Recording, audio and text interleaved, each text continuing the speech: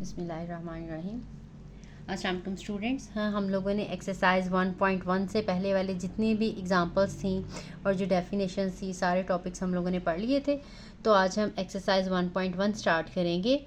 इसका first question है, find the multiplicative inverse of the following complex number. तो सबसे पहला जो हमारा है पार्ट इसका वो है -4 और 7। हमने इसका मल्टीप्लिकेटिव इन्वर्स जो है वो फाइंड आउट करना है। तो इसको हम सॉल्व करेंगे। फर्स्ट को मल्टीप्लिकेटिव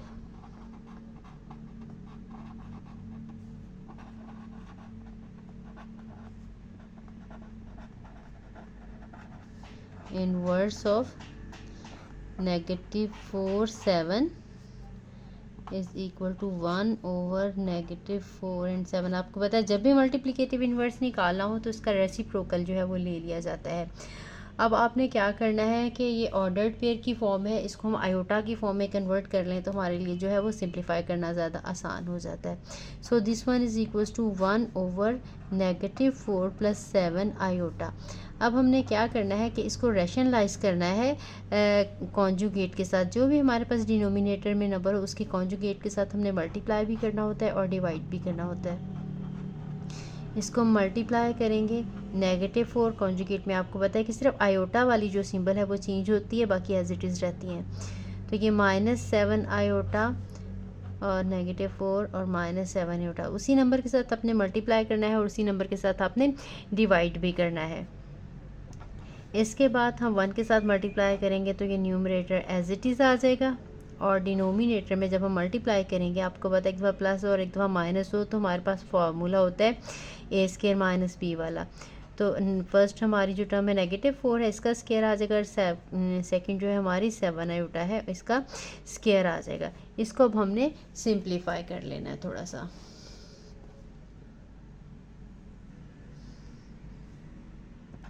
बहुत ही सिंपल और बहुत ही इजी से क्वेश्चंस हैं। काफ़ी दिनों से मैं वीडियो अपलोड नहीं कर सकी थी क्योंकि हम लोग जो है अपने बच्चों वगैरह को लेके कुछ और फैमिलीज़ के साथ जो है नारायण का खान गए हुए थे, तो इस वजह से काफ़ी गैप आ गया वीडियोस में। इंशाल्लाह नेक्स्ट जो है मैं जल्दी जो है ना ऑलमोस्ट डेली जो है कोशिश करूँगी कि वीडियो अपलोड करती रहूँ। ये आपने स्केयर लिया तो नेगेटिव का भी स्केयर लिया, पॉजिटिव का भी स्केयर लिया तो वो 16 ही आ जाता है। और ये 49 और आयोटा का स्केयर, ठीक है। इसको थोड़ा सा और सिंप्लीफाई कर लेंगे, -4 - 7 आयोटा और ये 16 माइनस ये 49 है। आपको आयोटा स्केयर जो है वो -1 होता है, ठीक है। नेक्स्ट जो है पार्ट्स उसके उसमें मैं इतनी डिटेल से नहीं बता रही, इसमें मैं आपको बता देती हूँ। Iota square is equals to -1, तो जहाँ भी आयोटा स्केयर आएगा हम उसकी जगह पे -1 लगा देते हैं। -4 - 7 आयोटा ओवर 16 + 49। अब हम इन्हें ऐड कर लेंगे, ये 7 50 60 और 75 आ जाएगा। -4 - 7 आयोटा ओवर 65 आ जाएगा। और इसको हम क्या करेंगे, -4 ओवर 65 और -7 ओवर 65 आयोटा, ठीक है। ये हमारा जो भी डिनोमिनेटर होगा इसको हमने दोनों के नीचे सेपरेटली लगा लेना है हमने, क्योंकि इसका रियल और इमेजिनरी पार्ट सेपरेट करना होता है। अगर हमें क्वेश्चन ऑर्डर्ड पेयर की फॉर्म में दिया गया हो तो बेहतर है कि आंसर भी ऑर्डर्ड पेयर में ही दिया जाए। ये क्योंकि हमें क्वेश्चन दिया हुआ था -4 और 7 ऑर्डर्ड पेयर की फॉर्म में, तो इसका भी अगर हमने आंसर लिखना होगा तो -4 ओवर 65 फिर कॉमा लगाएंगे, -7 ओवर 65। जब हम इसको ऑर्डर पेयर में लगाते हैं तो साथ आयोटा नहीं लगाते, ठीक है। यही हमारा रिक्वायर्ड आंसर है जो कि मल्टीप्लिकेटिव इन्वर्स है -4 और 7 का। बाकी 2 पार्ट और है वो भी हम कर लेते हैं।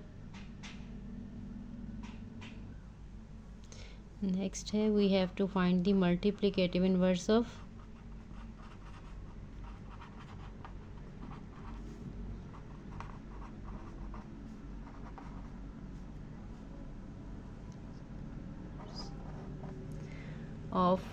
√2 and -√5।